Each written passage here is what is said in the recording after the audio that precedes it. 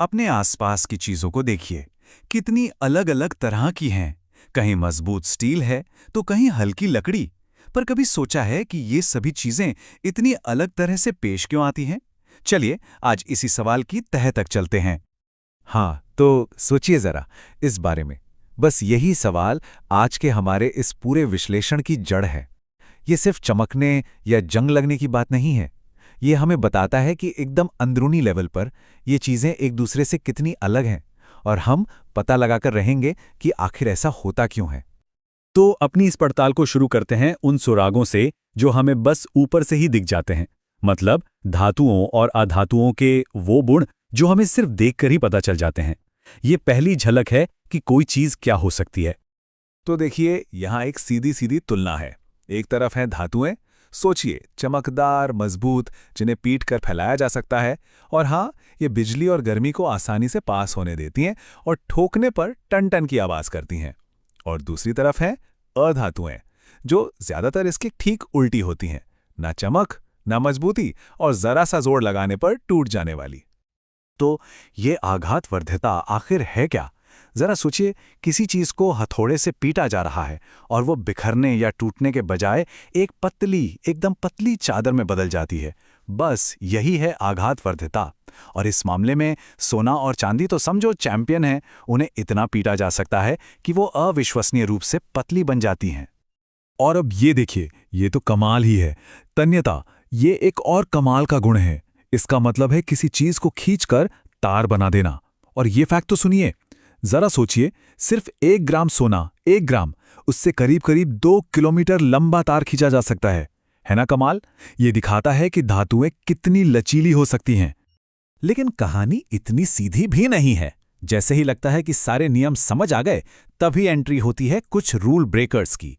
जैसे पारा है तो धातु, लेकिन कमरे के तापमान पर तरल है।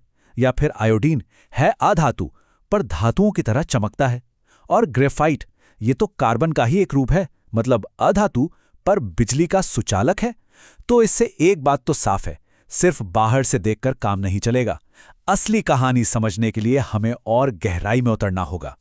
तो चलिए, अब इस पड़ताल को अगले लेवल पर ले जाते हैं।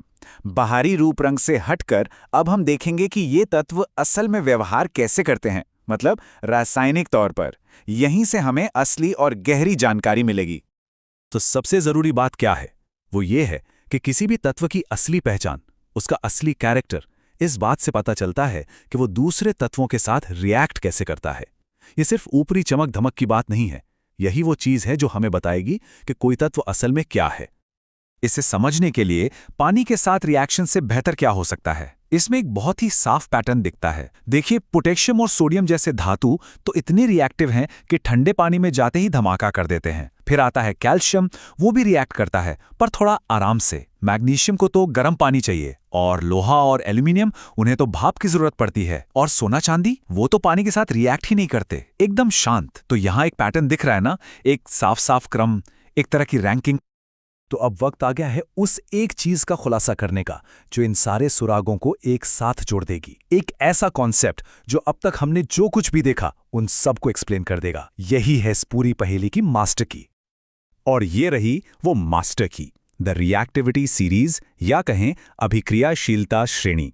ये असल में धातुओं की एक पावर रैंकिंग है। ये लिस्ट बताती है कि कौन कितना रिएक्टिव है। सबसे ऊपर है पोटेशियम, सबसे ज्यादा रिएक्टिव।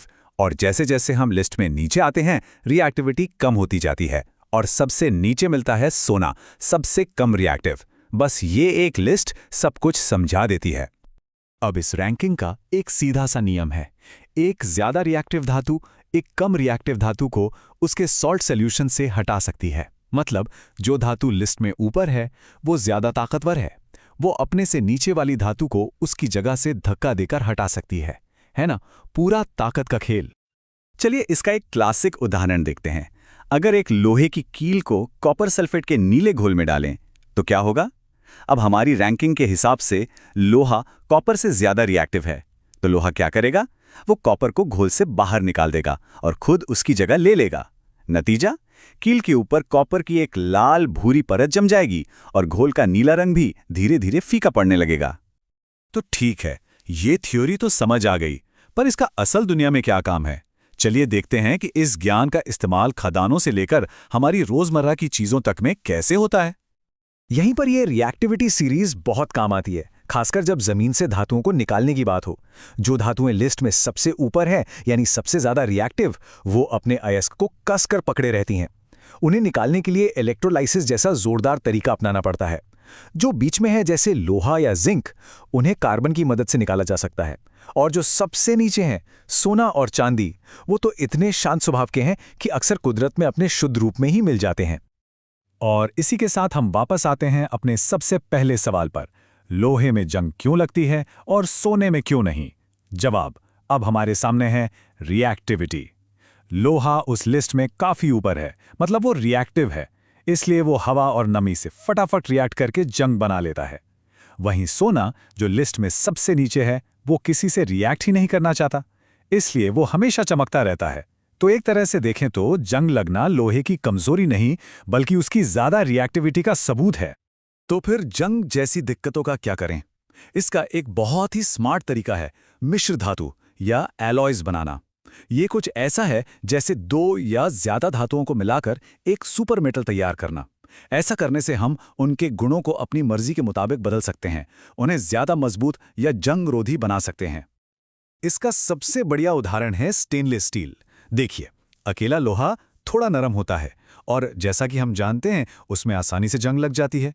लेकिन जैसे ही हम उसमें थोड़ा सा निकेल और क्रोमियम मिला देते हैं, हमें मिलता है स्टेनलेस स्टील, जो न सिर्फ ज्यादा कठोर और मजबूत है, बल्कि जिस पर जंग भी नहीं लगती। ये है एलॉयज की ताकत। तो आज की इस पूरी बातचीत का निचोड़ क्या है? यही कि तत्वों की दुनिया में असली पावर रिएक्टिविटी के पास है।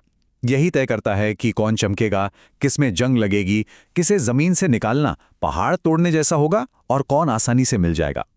तो आप जब हम ये राज जानते हैं, तो सवाल ये उठता है कि इस ज्ञान का इस्तेमाल करके भविष्य की चुनौतियों के लिए, जैसे स्पेस ट्रैवल के लिए या क्लीन एनर्जी के लिए, हम कौन सी नई और कमाल की सामग्रियां बना सकते हैं? सोचने वाली बात है ना।